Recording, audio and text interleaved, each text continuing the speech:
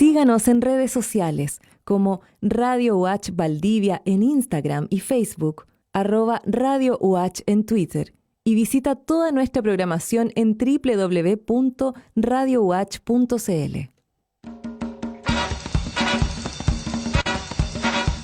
Radio Universidad Austral de Chile y Dirección de Vinculación con el Medio UH presentan Territorio Sostenible. Territorio Sostenible, cada martes a las 11 de la mañana en Radio Universidad Austral de Chile. Con ustedes, Henry Azurmendi, Ricardo Millán y Pablo Díaz.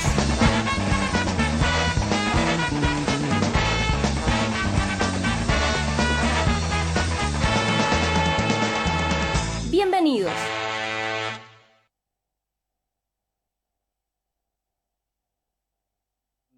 Con trombón de fondo, ¿eh? Creo que era un trombón. Vamos a saludar, estamos en Territorio Sostenible hoy aquí en Radio Universidad Austral de Chile y quería nomás invitarles a una conversación que hoy es bien amplia. Hablamos un poco de temas posibles y surgieron varias cosas que son más bien de fondo y transversales a la contingencia, pero también, bueno, habrá que hacer un guiño a la contingencia en esta semana. Está con nosotros Ricardo Millán y Pablo Díaz. Bienvenidos. Ricardo, ¿cómo estás? Muy bien, ¿cómo están ustedes? Bien, acá estamos. Perfecto. Pablo, estás por allí, ¿no? ¿Cómo está la Correcto? Muy bien, soleado hoy día. Saludar al Ricardo. Y después de esa cortina no queda más que entrar con todo arriba, ¿no? Con fanfarria más que cortina. Sí, fue como bien especial. Ahora ya estamos ahí en el enlace porque estaba con los volúmenes abajo para variar. Pero muy bueno, bien. Hola, ¿cómo cosas estás? técnicas. Saludarles primero, destacar un poco que veníamos nosotros de una conversación donde hemos ido como diseccionando la rana, ¿no? Pero llega el momento un poco de ver, y quizá por la inflexión que supone el proceso que vamos a comenzar a vivir el día después del plebiscito, quizá, por el cambio constitucional. Comienza el momento en que hay que ver ya qué es lo que nos queda como conocimiento del momento del análisis, del diagnóstico, que ha sido tremendamente descarnado en términos de que la realidad es así, digamos, ¿no? El tema del empleo, el tema de la situación que se avecina en términos de las áreas productivas o las áreas de la economía tradicionales que interesan a este territorio y que miran con pesimismo lo que pueda venir en el verano, lo que pueda hacer el próximo año también.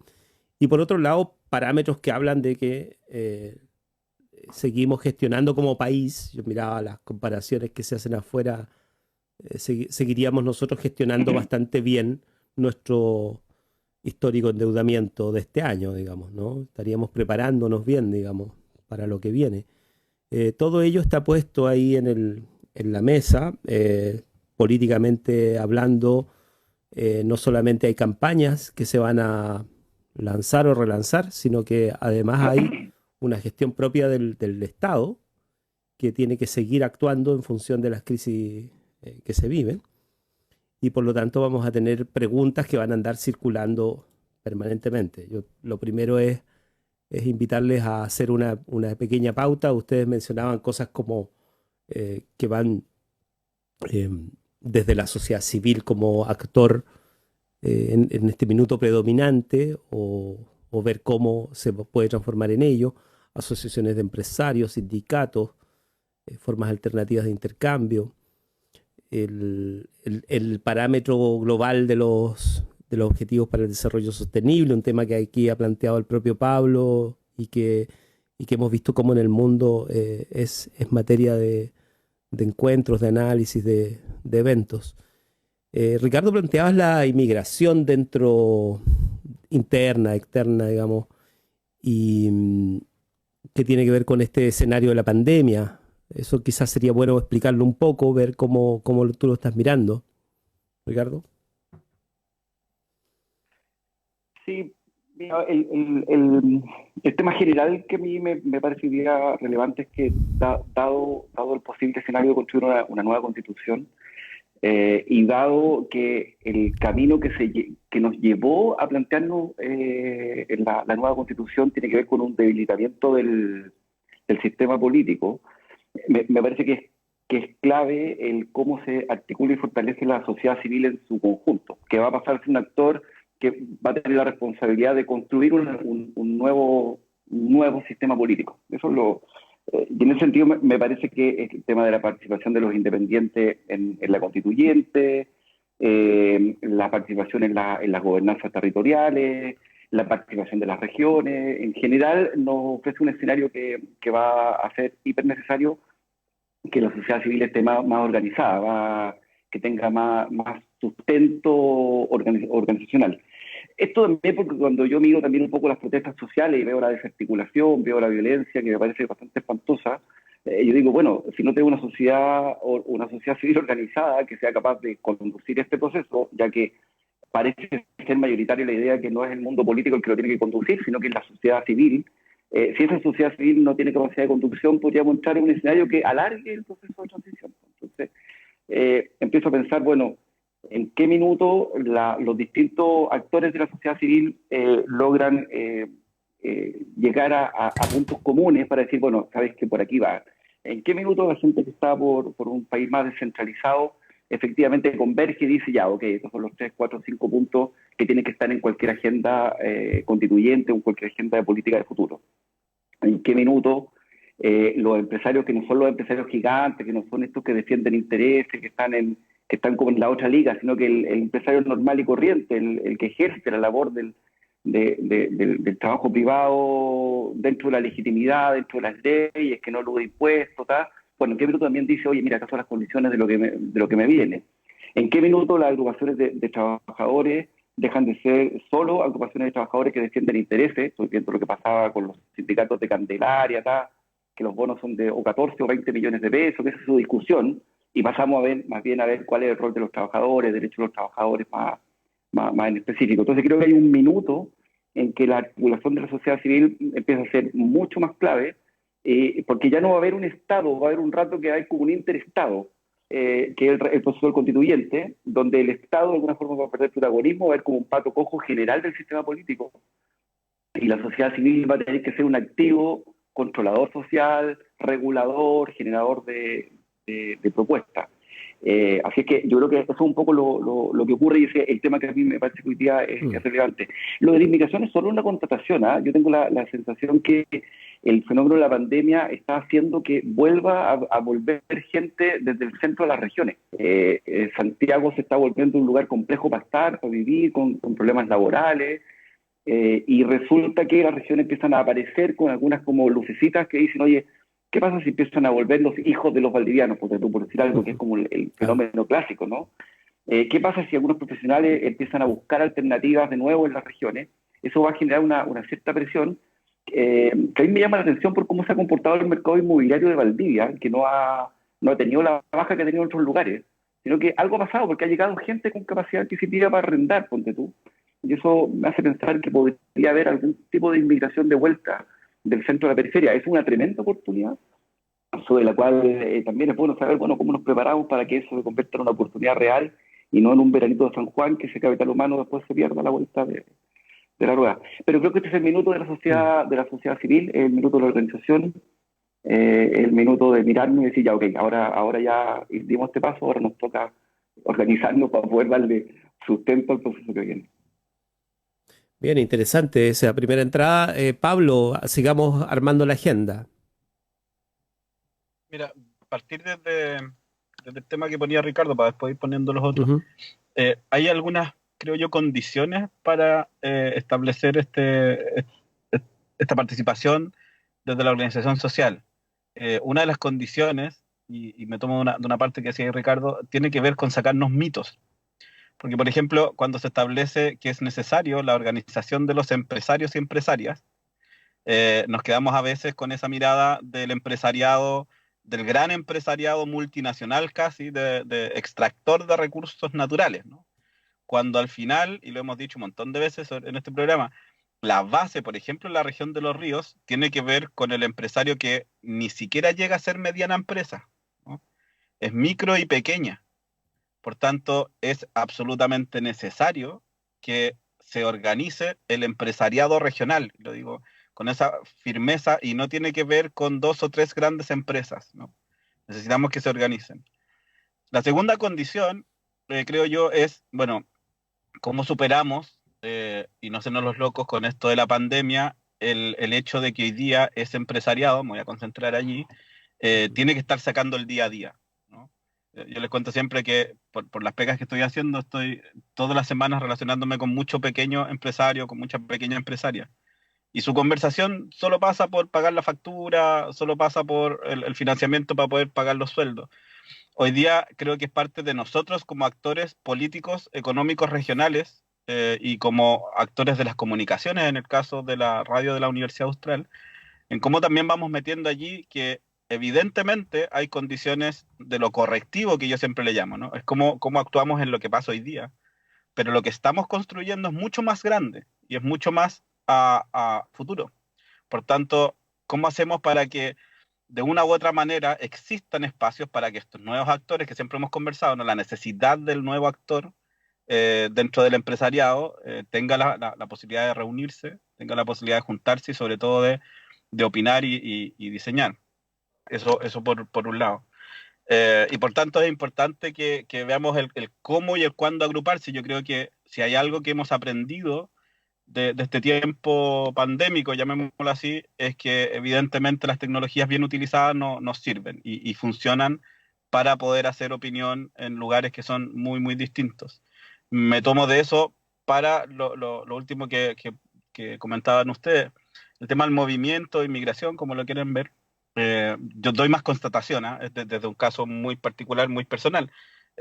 Yo particularmente trabajo, por ejemplo, hago una pega en una empresa que desarrollamos parques solares. La gerencia y los dueños de estas empresas ya no están en Santiago. A partir de la pandemia se movieron hacia regiones. Y hoy día, de los 15 profesionales que estamos conversando, creo que 2 están solamente en Santiago.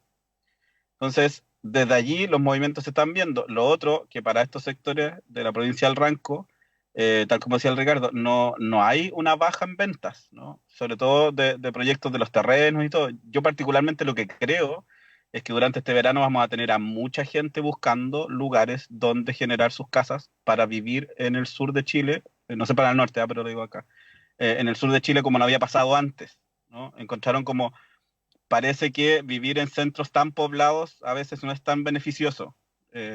Si es una oportunidad, sí, es un riesgo, sí también, pero que tiene que ser manejado. Entonces, como resumen, absolutamente de acuerdo con la necesidad de reunirse y de tener nuevas representaciones para los nuevos tiempos que vienen, y lo de la inmigración también. Y pongo un tema más, que era algo que me viene dando vuelta desde la semana pasada, de un programa que escuché, que estabas tú también, Víctor, en la radio. Ya. Decías al principio tú las condiciones, que a veces lo vemos con pesimismo económico y todo. Eso se ha ocupado, parece, en parte de la derecha y más bien, para ser súper sincero, en parte del rechazo, ¿no? En decir que no son los tiempos para pensar en constitución, ¿no? Y en un proceso constitucional. Yo quiero decir 2 cosas. Parafrasear lo que ustedes decían ese día, los tiempos en que se hizo la constitución del 80 tampoco era que sean un modelo de tranquilidad social como que asegurara el escribir bien una constitución. Eso es lo primero. Y lo segundo, yo creo que es efectivamente y precisamente una de las maneras de plantear un país hacia el futuro, tomar lo que nos está pasando hoy día y ponerlo en los procesos constitucionales. Es un proceso que va mucho más allá de la contingencia económica, a eso voy. Entonces, no confundir ambas cosas. Cuando decíamos al principio de la presentación, decías tú, los tiempos están tan revueltos, pero efectivamente son tiempos constitucionales. Los tiempos constitucionales en todos los países del mundo no nacen de una reflexión de paz y tranquilidad sentados en una sala, digamos así, ¿ya? Eso como primera cosa. Sí, bien. Yo miraba entre tanto, no sé si hay datos más actualizados, pero mencionaban esto de la región, de la cuarta región, de la zona de Coquimbo, como junto con Valdivia, eran las 2 zonas atractivas para trasladarse.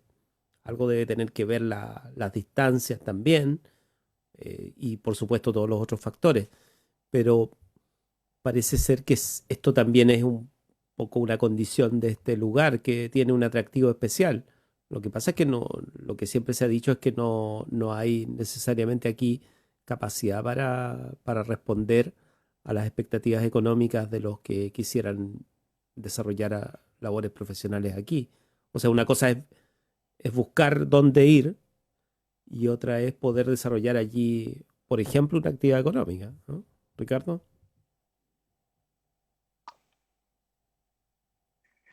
Sí, claro, pero el escenario del teletrabajo nos genera un escenario nuevo. Yo creo que es parte de las novedades, que la localización física no necesariamente va a tener que ver con la localización laboral. Eso es una cosa. Segundo, que claro que hay un desafío. O sea, si la idea es solo venir a buscar trabajo, está difícil porque no hay mucho trabajo disponible. Pero ¿cuáles son las condiciones que ofrecen las regiones para crear en ellas? Es un tremendo punto, porque a lo mejor yo estoy convencido que la región de los ríos es un lugar desde donde uno puede crear cosas interesantes porque tiene una serie de condiciones objetivas, ¿no? Tiene una localización razonable, tiene una buena calidad de vida, tiene una masa crítica ligado a la cantidad de universidades que hay, que haga que haya mucha gente dándole vuelta a cosas, pensando. Hay laboratorio. Bueno, yo creo que hay una conjunción sobre la cual hay que prepararnos. Vuelvo como al punto inicial, es decir, cuando uno está en estos intermedios de tiempo, entre que está mudándose desde una forma de ver las cosas a una nueva distinta, que esperamos que ocurra con la nueva Constitución, es un minuto no solo para esperar que cuaje lo nuevo, sino también para empezar a construir lo nuevo desde el día a día. Porque eso puede que quede finalmente plasmado en algunos elementos de esta nueva Constitución o de este nuevo pacto social que estamos construyendo todos juntos, esperamos a partir de lo del domingo. Entonces, hay condiciones que hay que crear y eso implica que hay cosas sobre las cuales activarnos. Porque yo tengo la impresión que hoy día se vuelve súper necesario activar el accountability. Es súper bueno para cualquier persona que quiera saber qué ocurre en esta región, saber en qué estamos. Oye, a ver, Universidad Austral de Chile, ¿en qué está usted? ¿En qué está investigando? ¿Cuáles son sus temas? ¿Dónde están los grupos de investigadores? ¿Cuáles son sus líneas que están en la parte delantera de la investigación? ¿Dónde está trazado? ¿Qué sé yo? Universidad San Sebastián, Santo Tomás, todas. Por otro lado, gobierno regional. Oiga, dígame, gobierno regional, ¿en qué estado? Mire, aquí estamos en términos de inversión, estos son nuestros planes estratégicos, en esto está nuestra estrategia, qué sé yo. Mundo empresarial. Oiga, a ver, ¿cuál es la principal organización empresarial de esta región? Puede probar. A ver, ¿en qué está? ¿Quiénes son sus socios? ¿Quiénes la financian? ¿Cómo se genera su agenda? ¿Qué otro tipo de organizaciones hay? Oye, mira, no hay más. Ah, bueno, entonces, la contabilidad general es súper clave. Yo creo que es un momento muy importante de información, porque si la conversación hoy día no la plasmamos desde qué está pasando en realidad, salir un poco de la emocionalidad que ha implicado este proceso de cambio y llevarlo un poco más a la racionalidad de la planificación de futuro, podría ser que perdamos mucho tiempo todavía en las frases como en la gran frase, como en la grandilocuencia, y no bajemos a tierra. Oye, ¿qué cosas hay de economías alternativas realmente? A ver, ¿quién está haciendo cosas? Mira, aquí hay un banco de tiempo, mira, aquí hay cooperativas, mira, aquí hay comprando juntos. Esa contabilidad general de nuestra sociedad regional es súper clave para pensar en el futuro, no solo los que vivimos acá, los que quieran venir, los que quieran crear. Entonces, un minuto como que yo siento que hay que volcarse hacia afuera. Eso es lo que digo. El otro día escuchamos una conversación muy interesante sobre los independientes por el apruebo. Y la primera pregunta que se hacían es, ¿y qué nos une, salvo ser independientes? O sea, salvo no ser políticos de los partidos tradicionales. Bueno, lo primero que nos une es eso, ya no somos parte de los partidos, pero luego, ¿qué nos une? Y ahí empieza a haber muchísima diversidad que tiene que salir afuera. Ya, a ver, ¿dónde están los que están en los temas, donde lo fundamental es el tema ambiental? Bueno, aquí estamos. ¿En qué están? Oye, ¿qué pasa con el movimiento feminista? ¿Dónde están? Aquí están. Esto estamos haciendo, esto estamos pensando.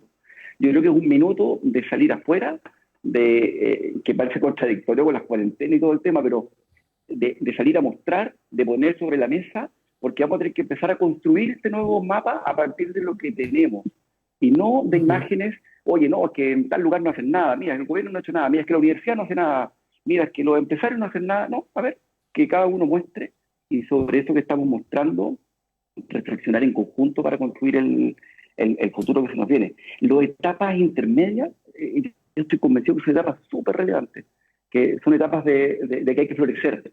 Qué bonito que este plebiscito sea en primavera, porque yo creo que lo que nos tiene que llevar a eso, que todas las flores se muestren, que todas las flores florezcan, para que después veamos bien cómo con todo eso armamos un bonito jardín. Que todas las cepas se muestren. Vamos a ver cómo Yo anda me eso. sumo a esa analogía. Sí, la de las flores, económicamente hablando, ha sido siempre compleja.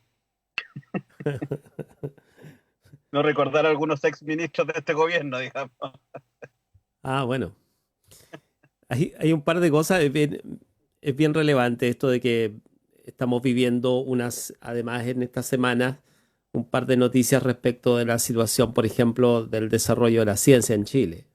O sea, la eliminación de las becas Chile, o la suspensión, no sé, tendrá nombres adecuados, ¿no? Pero es eso.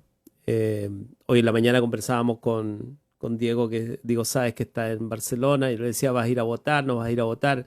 Entonces llegábamos a la conclusión de que los que iban a ir a votar son muchos becarios que están preocupados de su beca, ¿no?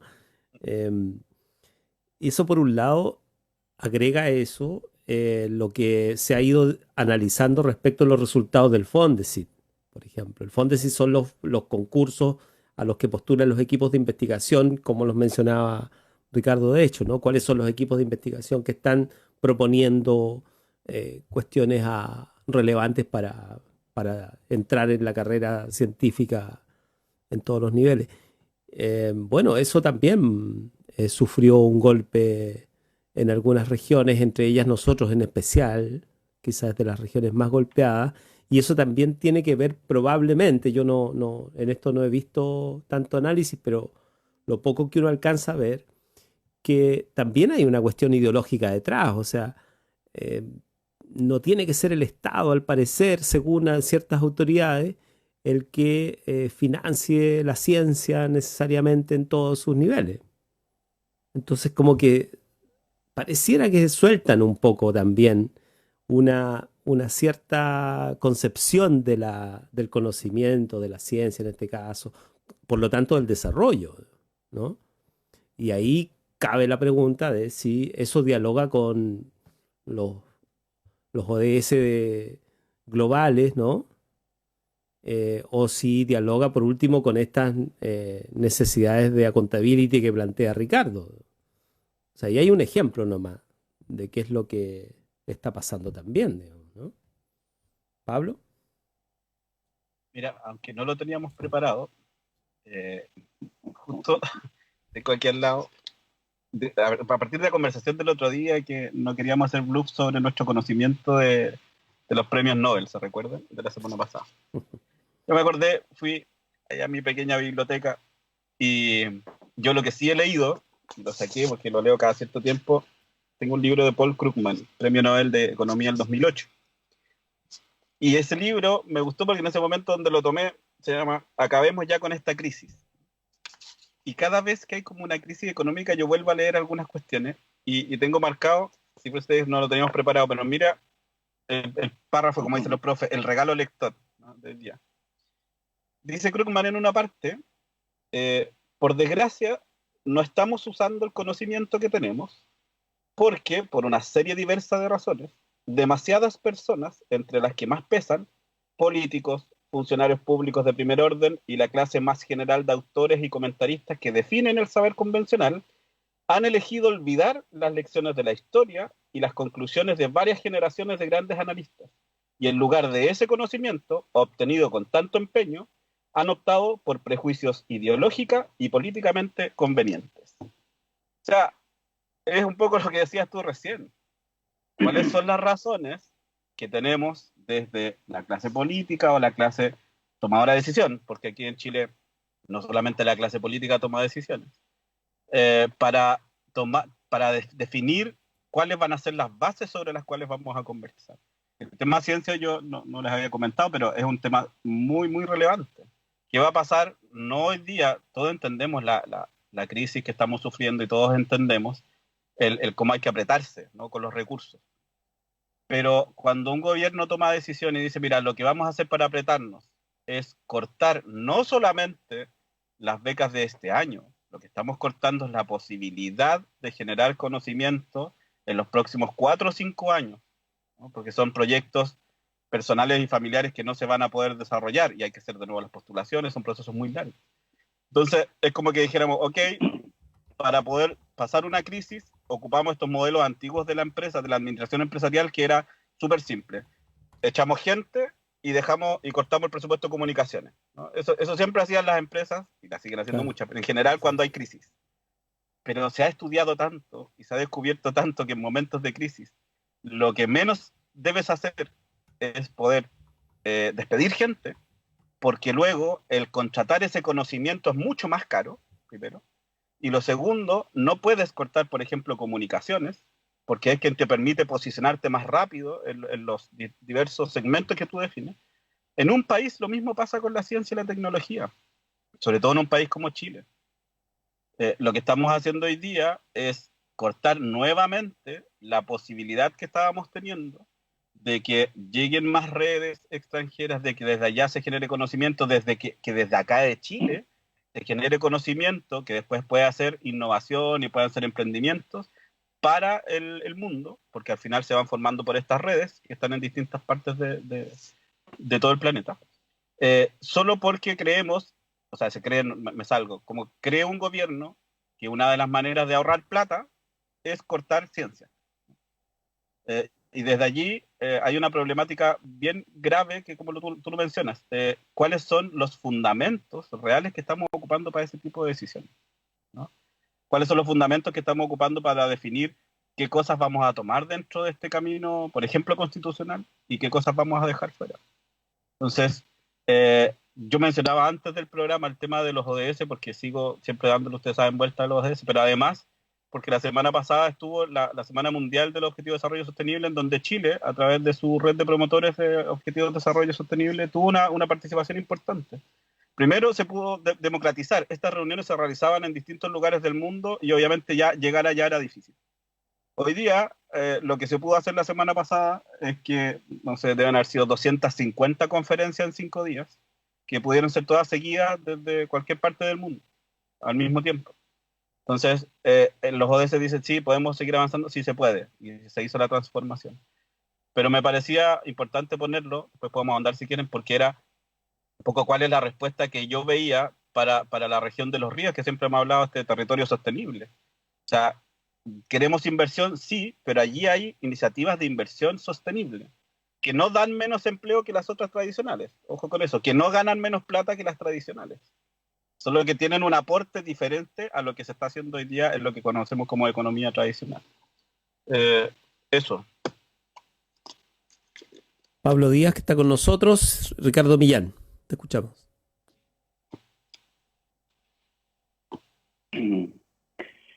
Escucha, qué interesante cómo se ponen en... Oye, yo quiero volver a insistir que no existe el Premio Nobel de Economía, ¿eh? Eso para que no. Sabemos, Ricardo, sabemos. No existe, existe un premio que se llama Premio en honor a Alfred Nobel, que entrega un banco, pero no existe el premio Nobel de Economía. Eso me gustaría poder ser claro una vez más.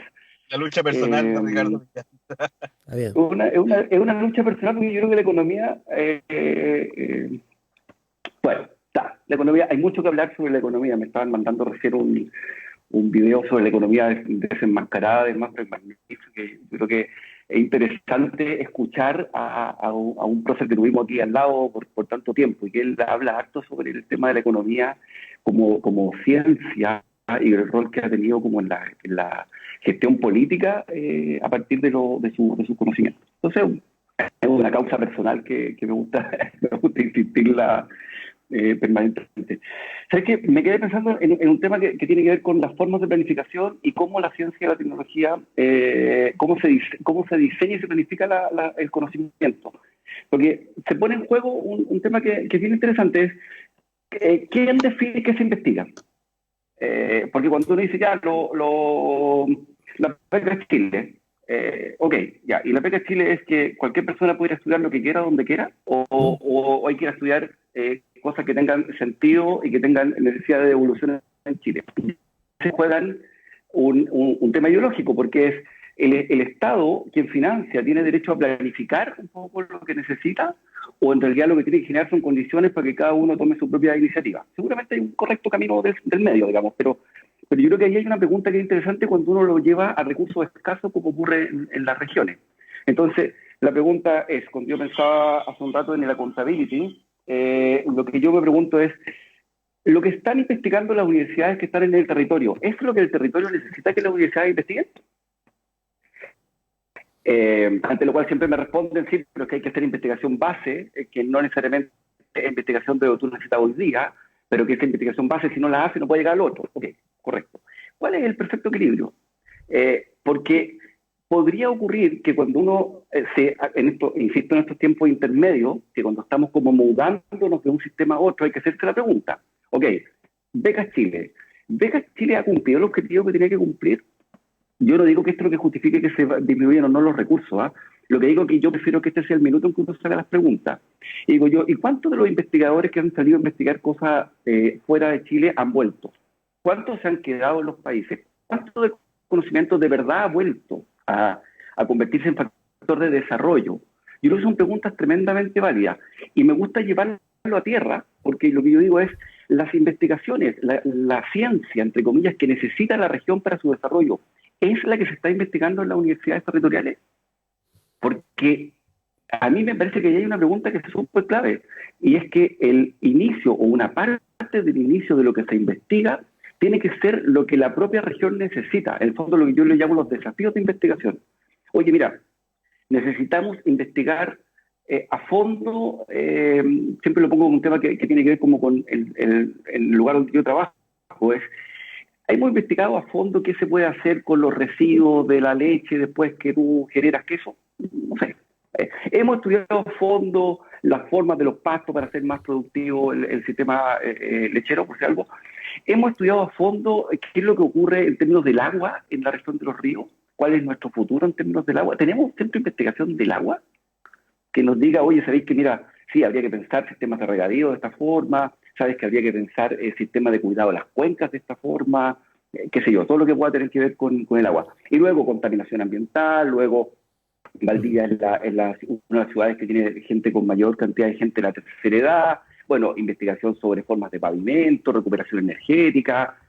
Se fijan, tengo una pregunta que creo que es relevante plantear hoy día, y es que en estos tiempos intermedios hay que convertir en preguntas todas las certezas que podamos tener y decir ya, ok, nuestro sistema de ciencia y tecnología, sí, qué bueno, hay que extenderlo, hay que tener becas para estudiar afuera y todo, ya, ok, listo. No voy a cuestionar que eso sea. La pregunta es, ¿y la forma que lo hemos hecho es la correcta? ¿Será que hoy día tenemos que hacernos otras preguntas también respecto a cómo generamos gestión territorial? Y por eso vuelvo a la accountability. Yo creo que es súper importante, digamos, ¿en dónde estamos? ¿Qué tenemos y qué no tenemos? A mí no me dice mucho que yo diga que tengo 300 doctores en ciencia en la región de los ríos. A mí me sirve saber en qué están investigando esos 300 doctores y cuántas de esas investigaciones tremendamente pertinentes a lo territorial. Por ejemplo, ¿tengo la investigación suficiente sobre la historia cultural o la historia reciente del territorio? Hoy día tenemos capacidad de formar profesores para que hablen de la historia de Valdivia, de la región de los Ríos, cómo se ocupó, Aymil. ¿Lo tenemos? No lo tenemos. ¿Habrá que investigar en eso? Entonces, yo creo que este es un minuto en que, por eso creo que es tan importante que la sociedad civil se organice, porque es el minuto en que tenemos que ver en dónde estamos, hacer juicio de realidad, ya aquí está sobre la mesa, esto es lo que hay, qué es lo que necesitamos, porque es lo que queremos, y por ende qué es lo que tenemos que construir y qué es lo que vamos a estar. Y a partir de ahí ver cómo modificamos nuestro programa de ciencia y tecnología, qué hacemos con el FIC, cómo gastamos la plata del FNR. Entonces, en el fondo, nos volvemos a plantear con una mirada de futuro donde integramos a todos los actores. Pero si la sociedad civil no está organizada, los actores van a ser los mismos de siempre. Los que ya traen agenda de antaño, los que se han organizado y han planteado sus temas, pero yo echo de menos, yo digo, yo necesito que hablen todos los habitantes, los 400.000 habitantes de la región, necesito que tengan voz. Necesito escuchar para que entre todos digamos, ya, ok, aquí estamos todos. Y ahora, a partir de aquí, construyamos y que no sea solamente una agenda capturada por aquellos que se han organizado de forma más eficiente durante estos últimos años. Ricardo Millán está con nosotros, Pablo Díaz también. Hemos estado circulando un poco en torno a... Ven que siempre nos pasa lo mismo igual, ¿no? O sea, igual empezamos a hacer agenda de futuro con lo que nos falta al final. Y eso debe tener que ver con precisamente el estado de la cuestión, ¿no? El estado de la región al final, ¿no? Es una región que necesita ponerse desafíos urgentes, ¿no? Ya digamos, estamos en la etapa en que hemos hecho tanto esfuerzo por analizar, ¿no? Hay tanto dato ya a estas alturas. Yo sé que hay, o sea, lo que hemos hablado recién del desarrollo de la ciencia y su pertinencia territorial o las demandas que existen en el territorio hacia ella. Bueno, ahí hay una cuestión que debiera tener al gobierno regional de cabeza, ¿no? O sea, ¿quién gestiona esas relaciones, esas interfaces entre el desarrollo de la ciencia, por ejemplo, en las universidades o en los centros de investigación existentes, y la sociedad, digamos, ¿no? Ahí no hay mediadores, ese es el punto también, ¿no? A propósito de lo último que decía Ricardo, esto de que necesitamos entrar también en estado de asamblea, ¿no? En el sentido tecnocrático de la palabra, si se quiere, ¿no? O sea, pero ha habido escenarios en que la sociedad regional, sin ir más lejos, el último proceso de conversación constitucional, ¿no? Estamos hablando del año 2016, ¿no? O sea, había espacio para ello, había asamblea, había diálogo social, probablemente antes, ¿o no? Y resulta que eso también chocó con una muralla, digamos, ¿no? O sea, una muralla más bien política, digamos. Ahora quizá tenemos otra oportunidad un poco más prometedora, ¿no? Pablo Díaz. Para que no nos reten y no ser solo aquello que nos falta y todo. Por ejemplo, de los temas que dice Ricardo, para que no se enojen los investigadores de la Austral, el 95% de las preguntas que hace Ricardo más probable es que sea así se está investigando. ¿Cuál es el punto? Que en mi caso pongo, yo creo que en eso compartimos con Ricardo. ¿Cuántos de eso que sí están investigando nació a partir de la necesidad regional, ¿no? ¿Y cuánto? ¿Por qué? No es solo porque, ok, lo necesitamos, es porque los resultados de esa investigación van a tener mayor impacto social, económico, político, cuando están desde el origen amarrados a una necesidad territorial. Por ahí la conversa. Lo segundo, ¿por qué mi crítica sí va al tema, de manera importante, al tema de los recursos? Un poco haciendo un contrapié a lo que dice Ricardo. No por el monto, ¿ya? Y no por la cantidad de doctores, sino que porque se venían haciendo las preguntas correctas, creo yo. Por ejemplo, hace un año atrás hay un cambio en la Dirección Nacional de CONICYT, ¿no? Claro. Y se comienza una revisión de este proceso de las becas y del proceso de cómo se becaba y cuántos estaban dentro y cuántos estaban fuera. E incluso fue súper destacado en ese momento una de las preguntas que se estaba haciendo, que tenía que ver con traer de vuelta a los doctores y doctoras que tenemos becado a Chile al terminar. ¿Es beneficioso para Chile? ¿O es más beneficioso tenerlos con las redes que ya establecieron haciendo trabajos para Chile, ¿no? O haciendo investigación para Chile? Por lo tanto, se había logrado sacar un poquito de dónde está la persona, a qué es lo que está generando la persona y cuánto de esa generación es parte de lo que Chile requiere. Lo segundo que ya se estaba conversando es cómo vamos haciendo la mezcla entre la cantidad de recursos que están para la investigación de bases de cualquier cosa, porque también tenemos que ponernos en el escenario de que hoy día no sabemos qué va a ser tan importante en 80 años. Por tanto, es necesario hacer ciencia básica de distintas áreas, pero también, bueno, ¿y cuánto del presupuesto estábamos entonces desarrollando para temas que son estratégicos? Y ahí ya habían fondos que tenían que ver solo con 2 o 3 líneas que se podían postular, etcétera, etcétera. Entonces, yo concentro en el presupuesto solo por esa parte. Lo otro que sí es importante decir que, ¿por qué lo declaramos hacia el futuro?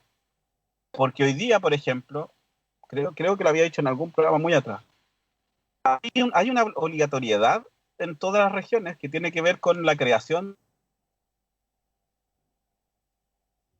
Pablo, se nos quedó fijo, ¿no? Ahí sí, ¿me escuchan? Ahí sí, Ahí sí. te escuchamos. Ya. Que decía esta modificación de ley que las regiones en el 2019, estamos en el 20, en el 19 debían crear las comisiones regionales de ciencia, tecnología e innovación. Y una de las pegas, y que va a ser no solamente los servicios públicos, tenía que ser de las academias, del empresariado, de la sociedad civil, y una de las pegas primeras que tenía era redefinir el foco que iban a tener los FIC, por ejemplo. Entonces, ya se estaba pensando en institucionalidad. Hoy día, terminando el 2020, ya sabemos que no se va a hacer, por los recursos y todo. ¿Cuál ha sido entonces la respuesta? Porque estaba la obligatoriedad. Entonces, por eso uno es majadero, es decir, se requiere. Si ya nos habíamos puesto de acuerdo que se requería, no es que sigamos haciendo otro diagnóstico, es que ese ya lo teníamos. Y ya se empezaba a decir, bueno, entonces por aquí debería ir la institucionalidad. Y no existe, ¿ya? Y esa modificación no se ha hecho. Y seguimos entonces esperando de que las universidades, centros de investigación, digan más o menos lo que les gustaría estudiar, y que una comisión política diga más o menos lo que le tinca, ¿no? Y lo digo bien de adentro porque me ha tocado verlo. Y sin una mirada de estrategia. O sea, hoy día, como siempre hemos hablado, como me gusta harto la planificación estratégica, si tú preguntas hoy día qué FIC o cualquier otro está articulando y activando qué línea de la estrategia regional de desarrollo, ni idea, ¿no? Ni idea. Entonces, ¿cuántas le hemos metido a cada una de las líneas? Escribimos documentos que ni siquiera estamos ocupando, a eso voy.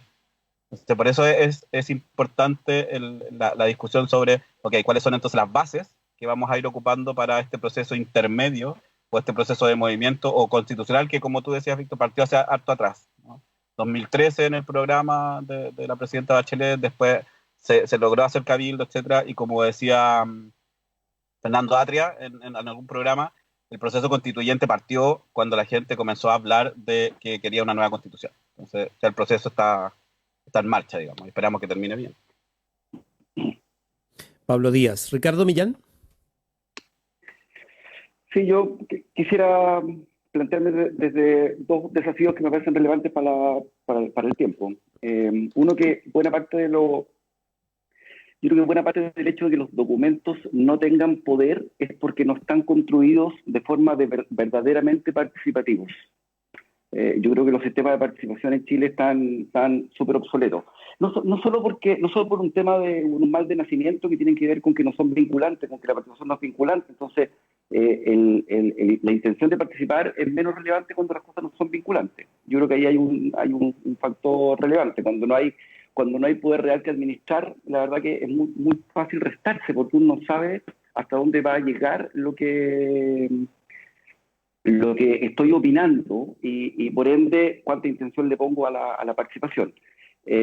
Una cosa que el mal de raíz, que tiene que ver con lo vinculante. Lo segundo, con las formas de participación, que yo creo que han sido formas que han tendido a facilitar la participación de solo un grupo de gente. Yo siempre me reía con estos seminarios que se hacen los días martes a las 3 de la tarde. Los martes a las 3 de la tarde, la gente que trabajamos en un trabajo normal y corriente, no podemos ir a un seminario, no tenemos ninguna posibilidad. Y yo estoy hablando de, yo capaz que podría entre medio moverme el trabajo, prender el computador, pero para un trabajador común y corriente no hay ninguna posibilidad que pare la máquina y diga voy a aprender aquí el seminario, voy a participar. Ni voy a ir a Valdivia, ni voy a ir a un salón en un hotel a participar. Entonces, la forma de la participación tiene que hoy día tener cambiar de raíz e incorporar la tecnología, incorporar formas que permitan la masividad. Tercero, en la forma de participar tiene que haber un sistema de control social que permita que no haya bullying en la participación, es decir, que efectivamente se puedan expresar las distintas opiniones, porque si efectivamente los grupos organizados son capaces de alguna forma ponerse sobre el discurso de aquellos que no piensan como ellos, perdemos una cantidad importante de gente que dice, mira, yo no voy a ir a una cuestión donde me van a agarrar, donde me van a tratar mal o donde van a denostar mis posibilidades. Y cuarto, requiere efectivamente organización, para que efectivamente, porque no podemos estar todos, estado de asamblea, me gusta la idea del estado de asamblea, que como estamos todos conversando, pero tiene que tener alguna forma estructurada de organización que permita que hayan gobernanzas multinivel operando. Efectivamente, que uno diga, ya mira, voy a hablar de temas de educación, ¿dónde está la gente organizada que está hablando de educación? Bueno, trabajemos con ellos. ¿Dónde hablemos de economía? ¿Dónde está la gente que está en economía? Entonces, yo creo que parte de lo que hemos construido como sistema de planificación y que después le damos poca pelota es porque efectivamente no están construidos desde la raíz de una forma muy participativa. Entonces son documentos que nacen bastante muertos. Por ende nadie los defiende. ¿Quién levanta la mano y diga, oye, pero ¿por qué esto no lo definimos así? Porque en realidad se convierten en documentos, para mi gusto, hiperacadémicos, muy capturados por alguna gente, pero después que no tienen seguimiento, no tienen accountability. Yo me tocó pelear mucho la generación de políticas regionales porque me encontraba con documentos súper bien construidos, pero al final no tenían indicadores. Entonces no había cómo hacer el seguimiento, era pura buena voluntad. Y cuando yo decía, oye, propongamos los indicadores, me decían, no, pero ¿cómo se le ocurre? Vamos a trazar el proceso, ya lo tenemos listo. No, porque si no tiene indicadores, no tengo la posibilidad que la ciudadanía pueda ver cuánto está avanzando en ese proceso. Entonces, yo creo que dado este estado de asamblea, que lo decía Víctor, que me gusta, yo creo que parte de lo que tenemos que plantearnos es que lo que construyamos tenemos que asegurar, uno, que tenga una gobernanza efectivamente lo más multinivel posible, que integre la mayor cantidad de gente. Dos, que sean hechos con un sistema de participación que realmente asegure la participación global de toda la gente que quiera, o sea, que se les facilite, que se les respete y que se hagan condiciones que efectivamente todas puedan participar. Y tercero, que es clave, es que lo que diseñemos tengan indicadores para saber si avanzamos o no avanzamos y podamos revisarlo. Yo creo que esas tres prácticas hoy día no las hemos tenido. O la hemos tenido de forma deficitaria para mi gusto. Entonces, cuando pensamos en desarrollo, en futuro, yo digo ya, ok, bueno, pero partamos. Hagamos una estrategia que cumpla estas tres condiciones. Asegurémonos que por lo menos el 30, el 40% de la gente participe de alguna forma. Hagamos vinculante, hagamos una buena gobernanza. De manera que yo me sienta que lo que estoy construyendo finalmente es lo que va a ocurrir y no que determinados grupos de intereses o que políticas del minuto se van a imponer y finalmente voy a terminar financiando un proyecto cualquiera porque resulta que alguien vino y habló con los cores y les dijo, entonces nos convencimos y que después, además, ni siquiera lo terminamos. O sea, lo hablábamos la semana pasada. A mí me encantaría, por último, tomar 3, 4, 5 proyectos y decir, oye, terminémoslo. Mira, ustedes que yo me acuerdo, sí que están dando vueltas, terminemos el tema de cómo sacamos las plantaciones de eucalipto que no queremos tener. Ahí hay investigación que no está terminada. Porque hay una vuelta, porque el árbol vuelve y cómo se desentierra y cómo se cambia por plantación de tierra. Bueno, ahí tenemos una pega. Súper relevante, por decir una. La definición sobre el puerto, ya bueno, ¿en qué minuto vamos a cortar la idea? Vamos a decir, sí, vamos a construir el puerto o no vamos a construir el puerto. Ya, pero esto que todos los años estemos pensando si sí o si no. El tema del dragado del río, para ver la vocación navegable. Los caminos, el camino por la cordillera, terminemos procesos. De tal manera que también recobremos con eso la confianza en nosotros mismos, que yo creo que es súper clave. Ricardo Millán, te dejo unos minutos, Pablo, para cerrar.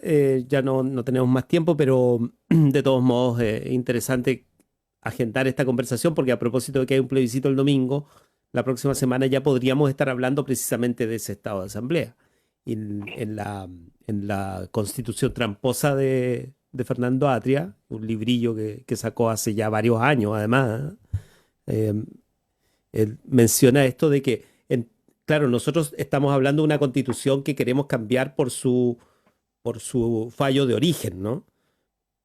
Principalmente, por muchas cosas más quizá, pero por muchas de sus consecuencias, pero en tiempos normales uno tendría que evaluar, él dice, la constitución como una decisión colectiva, ¿no? Y el rostro tiene dos caras, o sea, tiene una parte dogmática que tiene que ver efectivamente con los derechos, que normalmente no cambia tanto, ¿no? Que probablemente aquí sí va a ser una discusión intensa y todo lo demás. Pero tiene otra parte que es la orgánica y que tiene que ver con las instituciones y las relaciones entre las instituciones. Y ahí sí que nos cuesta, porque ahí vamos a tener, o debiéramos entrar también en la discusión acerca de cómo se toman esas decisiones que menciona Ricardo, ¿no? O sea, cómo tú llegas a una decisión en la que te sientes responsable, porque mientras las decisiones se sigan tomando en cuartos oscuros con puertas y las ventanas cerradas, ¿no? Y uno no se entera después por la prensa o porque se filtró, nadie puede asumir la responsabilidad de eso, excepto los que estuvieron en esa pieza cerrada. Entonces nadie se siente parte de esas decisiones. Y ahí quedan, de nuevo en un documento. Pablo Díaz. Sí, solo para cerrar. El problema, uno es el que acaban de describir. El dos es que además estamos en una sociedad chilena particularmente querendona, digo yo, como siempre, del like, ¿no? Todos queremos decir lo que hay que hacer, pero a la hora de que se establece como un acuerdo y alguien tiene que hacerlo, nadie lo quiere hacer, ¿no? Entonces, vamos con estas dos cosas, decisiones que se toman muy encerrados sin participación, y que cuando hay una pseudo participación, más bien nos centramos en el opinar sobre lo que hay que hacer. Entonces también el proceso constituyente y la asamblea va a permitir conversar sobre estas bases profundas de lo que entendemos culturalmente.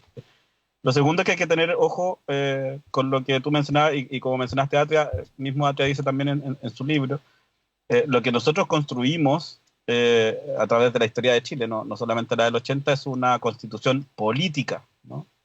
Que tiene que ver con una estructura política. Y dice que eso es lo importante, entender que tiene un apellido. Y por lo tanto lo que vamos a discutir mucho tiene que ver con lo que dijiste al final, la relación que existe entre, primero, cómo se organiza, o lo que entendemos por Estado, cuáles son los derechos que quiere garantizar este Estado, y la relación que va a existir entre los ciudadanos y quienes ejerzan la función de Estado o la administración del Estado, que se llaman gobierno, ¿no? Y esa va a ser la discusión profunda que vamos a tener, y absolutamente necesaria. Sobre eso, y en esta etapa intermedia, tomo de nuevo el concepto, se van a ir generando los reglamentos, algunas adecuaciones, algunos, como decía el Ricardo al principio, van a tener este síndrome del pato cojo, mira, mejor espero a ver qué es lo que va a salir. Pero es un proceso absolutamente normal, natural, y creo que necesario para lo que se está viviendo en Chile. Yo lo último que quiero decir es, lo había escrito antes, desde esta tribuna, que hay que aprovecharle y sacarle el jugo, invitar a la gente que vaya a votar por la opción que tenga, pero que vaya a votar, que esa sea la forma de manifestación. Hay un montón de información escrita en video, audio, de cómo se va a votar, y ustedes también están ayudando en eso. Y que vayan sin miedo, sin temor, con todas las medidas de sanidad necesarias, pero que es un proceso absolutamente, yo digo, privilegiado para quienes podemos vivirlo, ¿no? Quizás hace 40 años atrás a mucha gente le hubiese encantado vivir algo así. Y nos tocó a nosotros. Entonces no desaprovechar esa oportunidad. Gracias, Pablo. Pablo Díaz, Ricardo Millán, un gusto como siempre compartir con ustedes. Volvamos a encontrarnos el domingo en la tarde. Los vamos a invitar a que estén dialogando respecto de lo que está pasando ese día. Así que va a ser bien interesante, bien entretenido. Y mirando ahora entre medio de las noticias, me entero que es el Día Mundial de la Estadística hoy. Así es que nosotros que mal utilizamos las estadísticas, queremos rendirle un homenaje a quienes trabajan en ello. Saludos a todos. Y recuerden que no hay premio Nobel de Economía. Pero vamos por el Nobel de Estadística. Claro. Un gusto. Un abrazo. Chao. Un abrazo. Que estén bien. Chao.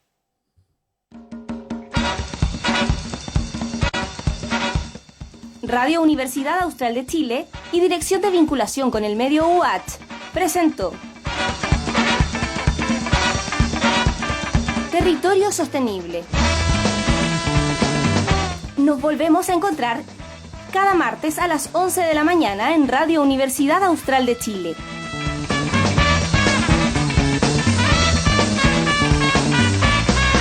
Durabilidad, me nací de carpintero, de estucador y albañil, de gasfitter y tornero. Pucha, que sería bueno haber tenido instrucción, porque de todo elemento el hombre es un creador. Construyendo educación superior.